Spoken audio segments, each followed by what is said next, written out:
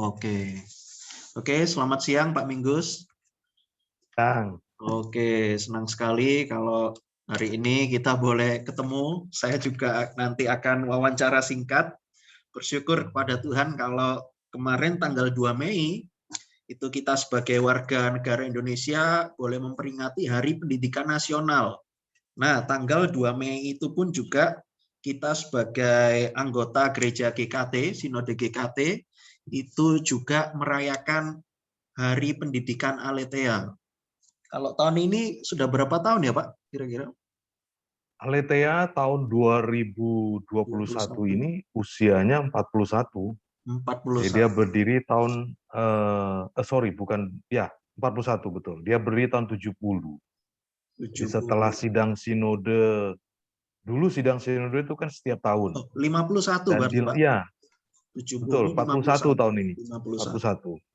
41. Masuk ke 41. Nanti akhir ya setiap kita ambil ulang tahunnya SKA itu tanggal 19 Desember karena itu hari ketika anggaran dasarnya SKA itu disahkan.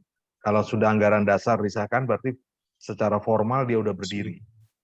Nah, hanya memang persekolahan resminya mulai 1971 bulan Januari.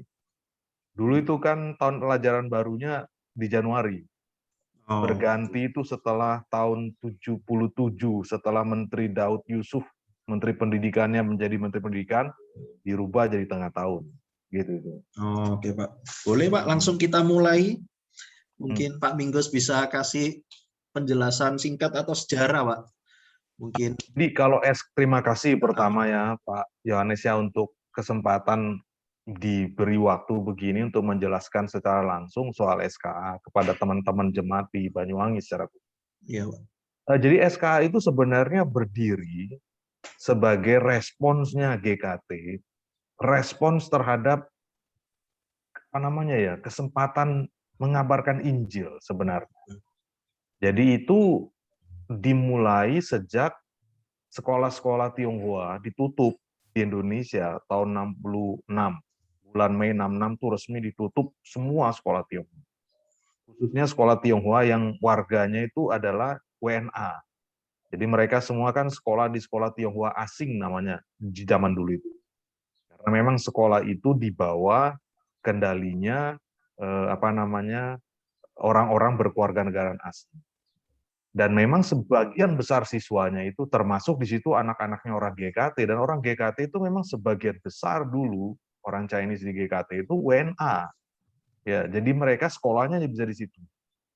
Nah, setelah sekolah mereka ditutup, kan mereka nggak punya sekolah, nggak punya.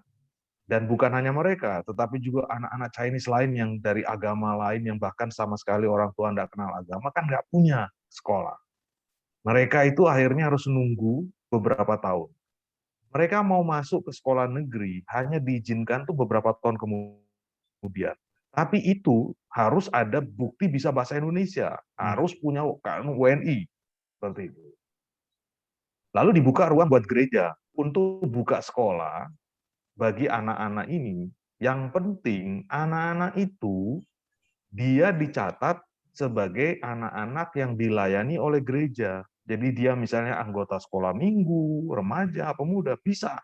Sekalipun status keluarga negaranya masih WNA, masih boleh. Nah itu peluang yang ditangkap sama orang-orang tua kita di GKT itu. Ini kesempatan besar kita bisa mengabarkan Injil kepada mereka, anak-anak itu. Maka dimulailah percakapan untuk membuat sekolah. Dan percakapan itu final, resmi, tahun 70, sidang sinode itu pada tahun itu sekitar bulan Oktober atau November. Diputuskan, oke, bahkan disiapkan kepengurusannya itu bisa dilihat di arsip GKT, siapa yang ngurusnya. Nah, kemudian setelah itu, tempatnya di mana? Tempat yang langsung di depan mata Surabaya. Karena di situ ada gedung kosong yang di Jalan Tembok Duku itu. Ya, Tembok Duku. Yang awalnya disiapkan setahun sebelumnya untuk STT Aletheia. Gitu. Karena untuk STT tidak disetujui oleh masyarakat, tapi itu sekolah boleh, sekolah. Masuklah di situ. Dimulailah pendidikan dan memang pada waktu itu dominan muridnya itu ya orang-orang Chinese yang ada di wilayah sekitar sana itu. Dan memang kan dulu Surabaya, daerah sekitar situ masih banyak orang Ya. Chinese yang tinggal kan, gitu. Mereka sekolah di sana, gitu itu. Sekolah di sana. Jadi sebelumnya nggak bisa sekolah, nunda sampai 3-4 tahun, nggak sekolah. Sekolah mereka akhirnya di situ. Dan banyak orang masuk, baik orang Kristen maupun yang non-Kristen.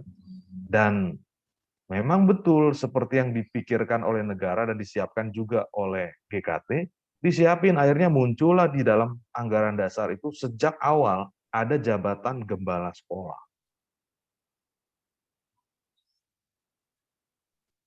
Jadi gembala sekolah itu memang sifatnya pastoral, yang sebenarnya mau dicari adalah dia ini yang ditugasin untuk PI di gereja, di sekolah. Dan memang banyak orang tuh yang dicari kenal Yesus, Pak Andoko, dari sekolah kita itu, termasuk yang masih ada yang kita tahu di GKT ini, Pak Suwondo Tarmadi itu, Pak Suwondo ya. Tamardi itu, bendaranya GKI itu adalah orang non-Kristen yang sekolah di SKA dan kenal Yesus dari sekolah itu. Dan kemudian dari dia seluruh keluarganya juga dibawa kepada Tuhan. Seperti itu. Jadi itu dasar. Dan dari sejak itu 70 mulai di Surabaya, 71 ya mulai sekolahnya, kemudian 72 dibuka di Jember, di Lumajang dan di Genteng. 73 di Jember. Lanjut kemudian di Jawa selesai, buka di Lombok tahun 75 di Ampenan. Lalu kemudian dari Ampenan dibuka di Malang. Nah, kalau Malang itu bukan dibuka dari nol, itu sekolah yang dulu dimiliki oleh gereja GKKA. Sekolah GKKA itu. Karena badan misi yang dirikan GKKA yang punya sekolah itu. Nah, cuma mereka karena kesulitan finance-nya, pengelolaannya susah, sekolah itu hampir mati. Nama sekolah itu sekolah Kalam Indah, kalau pakai bahasa Indonesianya. Nah, kemudian akhirnya tahun 83 diambil alih sama GKT, dibeli, diambil alih dan dijadikan SK Malang di situ. Dari sana stop. Lalu kemudian beberapa tahun kemudian tahun 2000-an ini mulai muncul lagi gerakan di Kari Surabaya, tempatnya Bu Magda itu, kemudian dari Probolinggo terus di Banyumanik, terus kemudian yang tempatnya Pak Jintis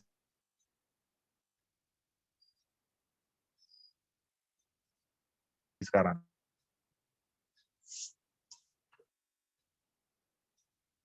Di anugerah dia punya PAUD. Dan ini sekarang itu di Pontianak. Gitu. Di Pontianak. Sama begitu, Bima Pak, juga ada ya, Pak ya? Yang bisa saya sampaikan. Oke. Betul. Bima sekarang siswa kita yang aktif 19 anak. Ya, Wah, sana. lumayan sudah, Pak, 19 anak. Mbak, dan buat kami itu hebat. Dalam masa pandemi ini mereka tetap tahan setia. Di beberapa yang baru seperti di Banyumanik itu mengalami kesulitan. Bahkan ada orang mau masuk, cuman kita ruangan nggak cukup karena kita sekarang tuh kan hanya pakai rumah kecil tipe 36 dulu ditempati oleh Pak Yos di sana. Safat ya. Nah, itu Pak Yosua. Nah, itu yang kita pakai, gunakan ruang itu. Bersyukur. Dan memang juga orang-orang Kristen di sana. Sebenarnya mendorong kita juga mau bangun dan akhirnya semangat bangun di sana itu karena orang Kristen di sana juga butuh. Kan tidak ada sekolah Kristen memang di sana. Jadi sekolah Katolik pun tidak ada. Jadi anak-anak di sana yang Kristen atau Katolik selama ini tuh sekolah di sekolah negeri. Lalu kalau yang punya uang, mereka sekolahkan ke Sumbawa Besar. Karena di sana ada sekolah Katolik. Juga belakangan ada sekolah Kristen. Yang punya uang lebih banyak, anaknya tamat SD, langsung dipindahin ke Surabaya. Semua sekolah Surabaya, wis. Gitu itu. Jadi di sana itu pasar ada. Mereka juga mau bantu sekolah kita. Mereka bilang kalau didirikan. Mereka yang minta sebenarnya orang tua itu. Kalian kan punya sekolah bagus di Lombok. Kenapa kalian tidak bangunkan untuk kita di sini loh, Kristen? Dan mereka bilang begitu. Nah itu besarkan hati kita. Akhirnya kita kemudian berpikir, ayo deh kita coba bangun di sana. Saya kira itu baik. Ya, dan setelah kita lihat-lihat kemungkinan, coba kita mulai dulu deh, rintis dengan PAUD kecil-kecilan dulu di sana. Nah, puji Tuhan, minatnya masyarakat bagus. Oke, berarti itu langsung sudah masuk di poin yang kedua, Pak, tentang tujuan ya. Baik. Apa, Pak? Bagus, Jadi Pak. kalau ditanya ya tujuannya bangun Tujuan. sekolah itu ya Pak Yohanes, itu sederhana. Nomor satu orang GKT itu PI. Dengan sekolah itu kita mau tersedia ruang di mana kita tuh bisa bertemu orang yang belum kenal Tuhan. Dan itu kita kenalkan Yesus kepada mereka. Sebab kalau di sekolah itu tempat yang paling aman, dalam satu arti. Kita mau ngomong apa saja tentang Kristen, tidak ada masalah. Wong namanya sekolah kita sekolah Kristen kok, gitu. Pelajaran agama juga dari mau seharian kita kasih selip-selipkan itu tidak ada masalah. Nah, namanya Mereka ini sekolah wajib ikut Kristen. juga karena Jadi persis itu wajib. Dari awal mereka sudah harus tanda tangan, siap mengikuti segala macam proses yang sesuai dan identitas sekolah kita, dan sebagian besar hampir semua nggak ada masalah. Hanya 1-2 orang yang kita ketahui kemudian mundur, nggak mau masuk, atau ada yang sudah masuk setelah menemukan gitu orang tuanya merasa nggak mau, mereka keluar. Dan puji Tuhan di mana-mana banyak orang kenal Tuhan dari sekolah kita itu. Surabaya termasuk adalah yang paling banyak cerita berhasilnya orang kenal Tuhan. Di Lombok juga, di di Genteng, di Jember, itu banyak orang kenal Tuhan. Di Lumajang banyak mereka. Nah, memang belakangan ini tantangan kita, nah kalau saya maju sedikit tantangan, Pak, langsung, Pak. ya, Lanjut, Pak. tantangan kita itu menjadi sulit gara-gara, khususnya kita yang ada di Jawa. Di Jawa itu sulit, karena sekolah itu Kristen banyak, satu. Jadi sekolah Katolik banyak, saingannya banyak. Yang kedua, sekolah itu jumlahnya makin banyak. Dulu tuh kan sekolah bisa dihitung dengan jari. Ya, jadi orang masuk sekolah itu seperti dapat keistimewaan besar gitu loh Pak Yohanes. Kalau bisa sekolah itu hebat gitu loh. Karena sekolah itu sedikit dan sekolah negeri sedikit.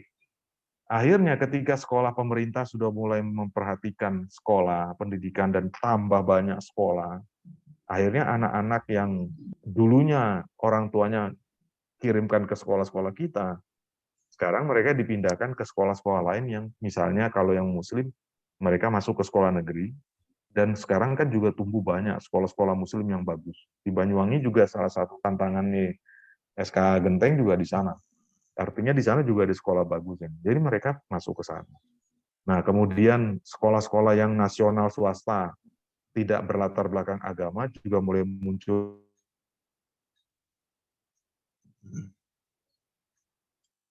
Banyak orang mulai melihat sekolah itu bikin sekolah. Dan akhirnya itu terus terang itu di beberapa lokasi menggerus jumlah siswa.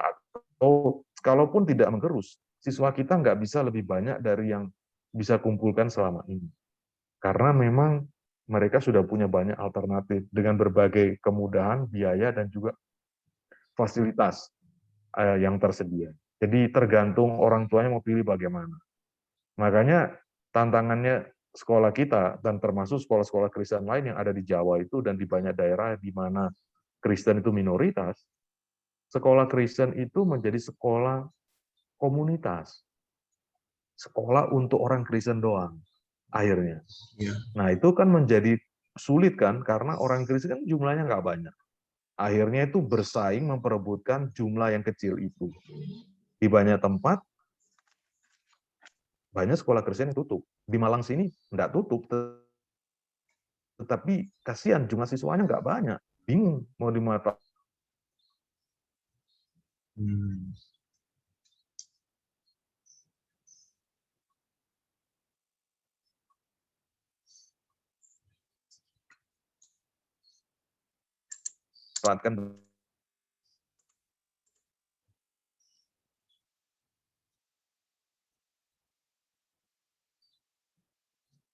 Bagaimana? Mau dikembangkan, mau ditutup, ada rasa. Dalam satu hari ketemu mereka hari Kamis, baik, artinya jumlah orang yang masuk masih dalam angka-angka yang baik di SD SMP. Yang di tingkat TK dan KB itu yang memang menjadi sedikit problem gara-gara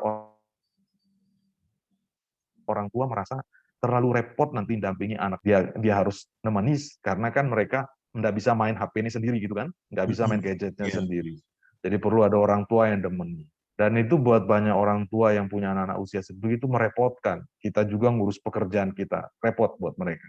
Nah, memang beberapa SKA itu menawarkan alternatif menarik. Artinya pembelajaran dengan orang tua mereka bisa lakukan di sore hari dan malam ketika orang tuanya ada di rumah.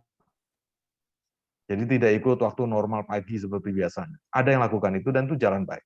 Tapi memang minat di wilayah TK itu dan kelompok bermain harus diakui kita dan juga semua yang lain di sekolah yang berlatar belakang agama maupun yang nasional mengalami kesulitan kalau sudah di tingkat TK dan KB.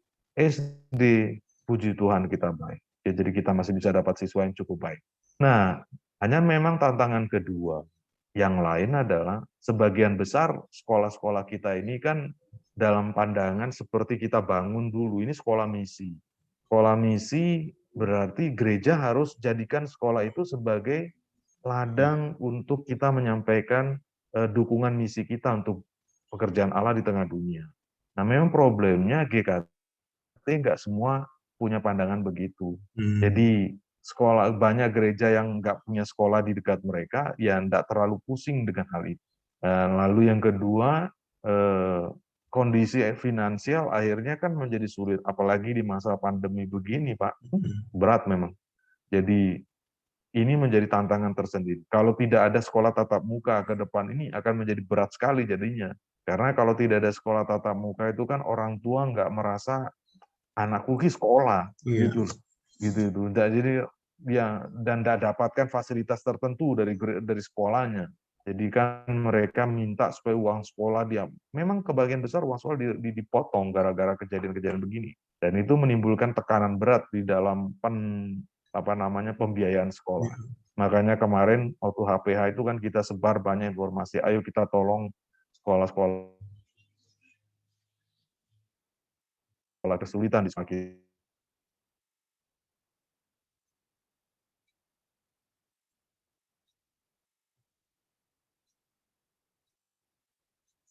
kita terkait dengan pembiayaan. Tantangan yang ketiga, saya bilang di awal, sekolah kita itu sekolah komunitas, kebanyakan Kristen.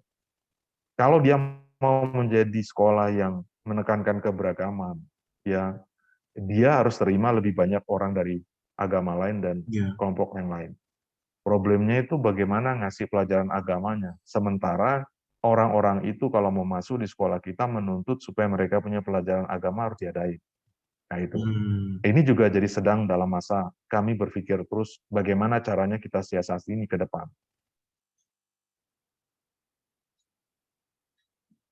Karena jadi ya memang kita sulit untuk bisa bersaing lebih banyak dengan orang. Sekolah-sekolah yang saya tahu dan saya dengar seperti yang di Genteng itu, dengar saya katanya mereka udah buka untuk sejak masih bertemu tahun 2019, sudah izinkan pelajaran agama lain diajarkan di sekolah mereka. Nah, itu kan menjadi semakin daya tarik buat orang. Orang ingin pendidikan berkualitasnya, tetapi juga kalau tidak ada pelajaran agama, sementara buat orang Indonesia, agama itu payoannya pentingnya minta ampun gitu loh. Iya, betul. Jadi susahnya di situ. Ini tantangan kami sekarang ini ke depan. Dan terakhir kalau mau dikatakan tantangan lain adalah tenaga guru, pendidik. Nah, sudah sejak beberapa tahun yang lalu kita SK itu sudah tetapkan zero kebijakan penerimaan tenaga pendidik yang non-Kristen atau non-Katolik. Nggak mau kita.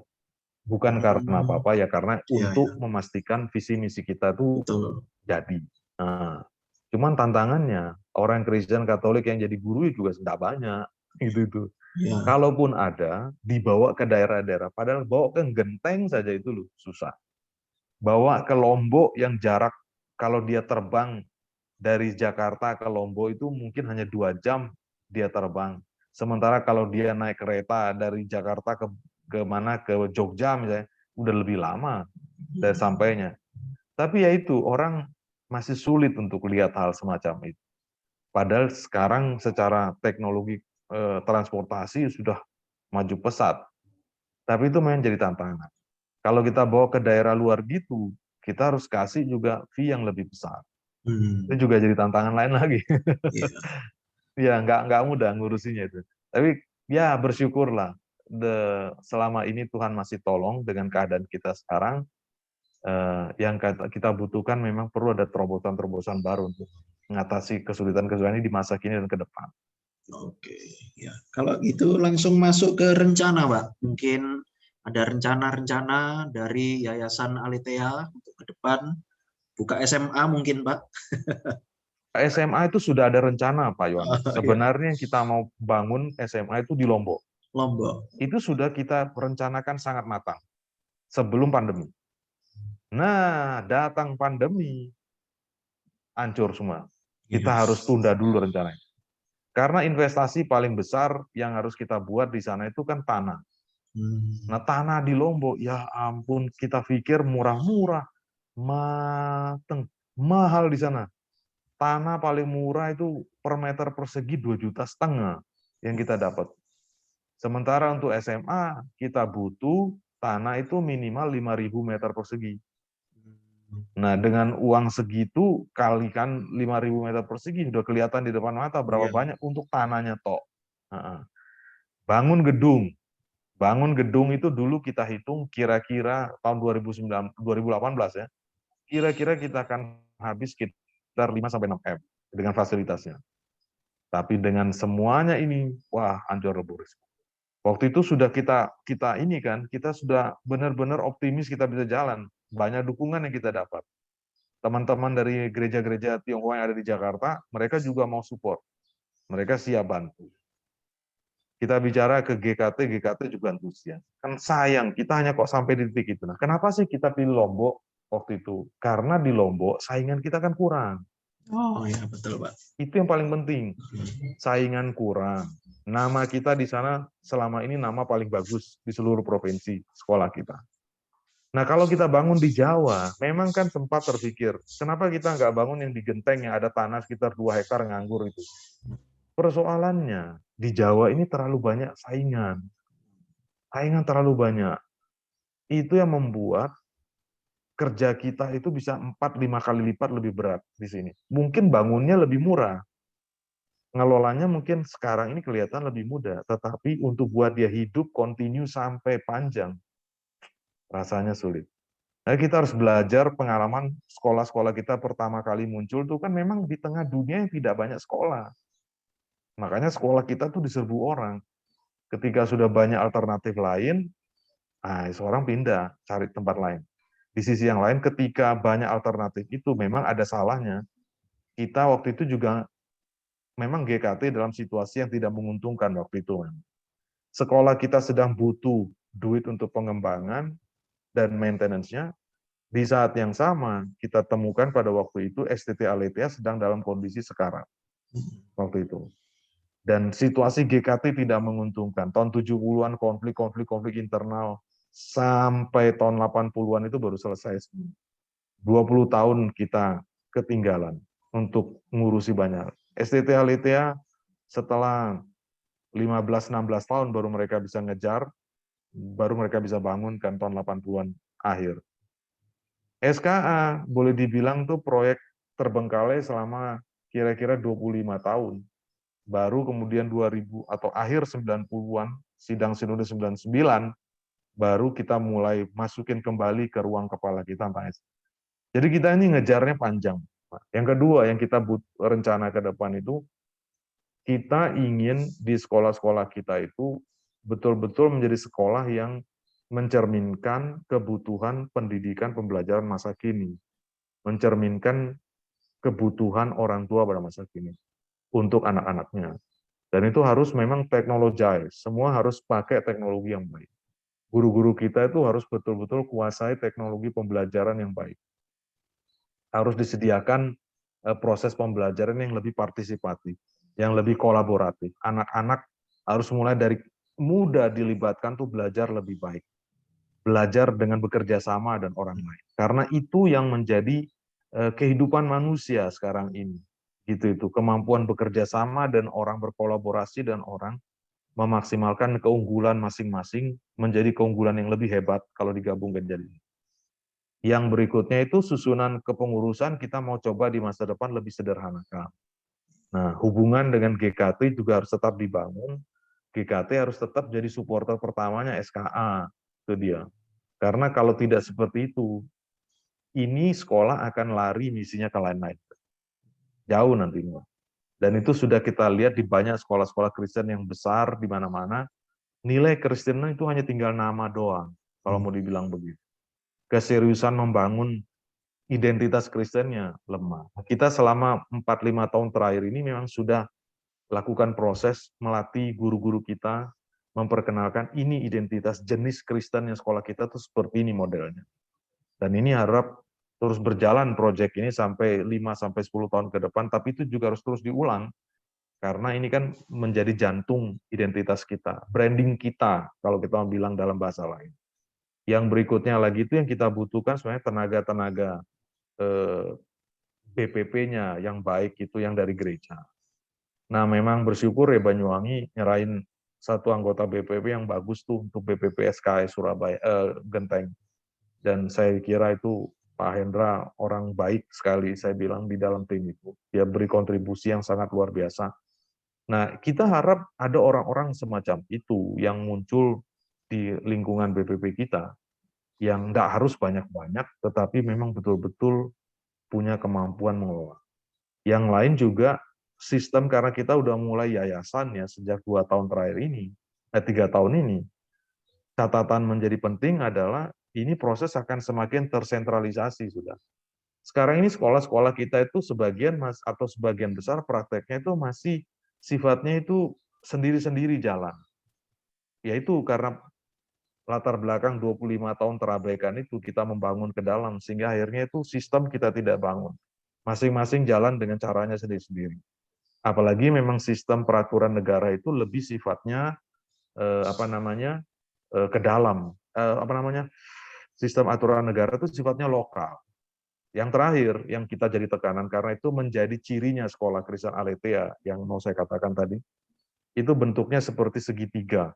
Jadi sistem pendidikan reform itu punya 3 kaki utama. Kalau kita bicara secara kelembagaan di sini sekolah, gereja, dan di sini adalah orang tua. Sekolah, gereja, dan ini sekolah, gereja, ini sekolah, ini orang tua di sini, gereja di sini. Itu kita bicara kelembagaan. Nah, kalau kita bicara di tataran yang lebih personal, di sini siswa, ini orang tua, ini Tuhan yang ada di sini. Nah, apa yang mau dikatakan dari sini? Cirinya sekolah kita yang kita mau katakan sama banyak guru-guru kita dan semua orang tua di sekolah, kalau kita bertatap muka dan mereka, relasi antara sekolah dengan orang tua itu harus kuat. Pendidikan Kristen dalam pemahaman orang reform itu sebenarnya adalah pendidikan yang dimulai dari rumah. Dan karena orang tua tidak punya kemampuan mengajar matematika, fisika, dan lain-lain, maka dia kemudian meminta orang-orang profesional yang tahu hal itu, mereka itu diminta untuk mendidik anaknya di dalam sebuah lembaga sekolah yang orang tua itu dirikan. Kalau kita bicara dalam konteks GKT, yang GKT dirikan. Nah, itu artinya iman yang dianut oleh orang GKT ini, itu harus menjadi imannya sekolah. Apa yang dianut oleh orang GKT tentang Tuhan dan lain sebagainya, Allah, keselamatan, harus jadi yang dipikirkan dan diajarkan. Yang kedua, kerjasama dan orang tua begini. Karena sekolah menyadari, kita itu punya waktu untuk memberikan pendidikan yang sifatnya personal terbatas. Hanya orang tua. Itu sekolah bukanlah pengganti orang tua. Tetapi sekolah itu sesungguhnya adalah asistennya orang tua. Guru itu adalah asistennya orang tua untuk menolong anaknya. Dan karena itu, orang tua harus betul-betul dibina dengan baik, memahami pertama karakteristik pendidikan di SKN. Dan dia harus mengerti bahwa tanggung jawab pertama untuk mendidik anaknya itu bukan di sekolah, tetapi di dia, di rumahnya. Dan itu bisa kita lihat sebenarnya Pak Yohanes, anak-anak yang dari rumah-rumah dengan orang tua yang punya perhatian serius, dalam kehidupan pendidikan anaknya, itu anak-anak umumnya anak-anak yang berprestasi baik di sekolah. Itu kita lihat di sekolah kita. Tapi anak-anak yang muncul dari rumah, yang orang tuanya hanya pikirkan itu urusannya sekolah yang ngurusin, itu sulit memang. Sulit untuk dikembangkan dan berubah. Nah, memang dalam beberapa tahun sejak kita gaungkan identitas ini, ya memang sekolah-sekolah didorong untuk terus lakukan macam-macam berbagai macam cara ya. Komunikasi dengan orang tua, bicara dengan orang tua, sampaikan ini maunya sekolah, ini yang diharapkan sekolah dari anakmu, dan juga ini yang diharapkan sekolah dari dirimu. Gitu. Apa yang kita buat di sini, tolong itu diperkuat di rumah. Apa yang kalian lakukan untuk anakmu yang baik di sana, sampaikan ke kita, supaya kita itu bisa bantu perkuat. Gitu. Jadi makanya kunci pertama sebenarnya itu, seperti keyakinannya kita orang Reform, di rumah mulai pertama kali. Karena tugas pendidikan itu diberikan bukan kepada sekolah, bukan kepada gereja. Itu teologi Reform mengatakan, tetapi kepada orang tua. Jadi itu tugasnya orang. Gereja itu hanya memfasilitasi, membantu orang tua, mengarahkan mereka, membantu mereka bertemu, berkumpul, menyiapkan, mencarikan jalan supaya mereka bisa bikin sekolah. Itu tugasnya gereja. Tapi orang tua harus support sekolah itu sebaik mungkin, supaya anak-anaknya dididik di sana jadi anak-anak yang hebat, seperti yang diinginkan Tuhan. Karena yang diinginkan Tuhan tuh anak-anak yang bukan hanya takut sama Tuhan, tetapi anak-anak, kalau dalam teologi Reform, membawa transformasi Tuhan ke tengah dunia. Dalam profesinya nanti jadi apa dia. Seperti itu. Oke, baik Pak Minggus, terima kasih. Ternyata masih banyak PR yang harus dikerjakan Pak Minggus dan tim. Lalu juga memang nanti saya arahkan ini Pak untuk tugas orang tua itu Pak. Nah, itu kan seperti nanti kan saya akan coba sambungkan di ulangan pasal 6. Jadi itu bagus sekali. Orang tua kan bukan tanggung jawab Musa dan Harun yang ngajari semua, tapi kan orang tua masing-masing. Oke, baik itu Pak. Teologi Reform begitu. Orang tua adalah yang menerima mandat untuk mendidik anaknya. Bukan sekolah, bukan negara. Itu orang tua. Jadi kalau orang tua tidak didik benar anaknya, secara iman, secara kelengkapan supaya dia bisa menjadi alatnya Tuhan, membawa perubahan ke arah yang baik ke depan yang diharapkan Tuhan di tengah dunia, itu dia berdosa sama Tuhan. Mandatnya dia dari Tuhan begitu. Perintahnya Tuhan kepada orang tua, bukan kepada Musa, betul. Bukan kepada Harun, bukan kepada Raja Israel, kepada orang tua. Kepada orang tua masing-masing. Oke. Iya. Oke, terima baik, kasih nih Pak Yohanes, terima kasih diberi kesempatan begini.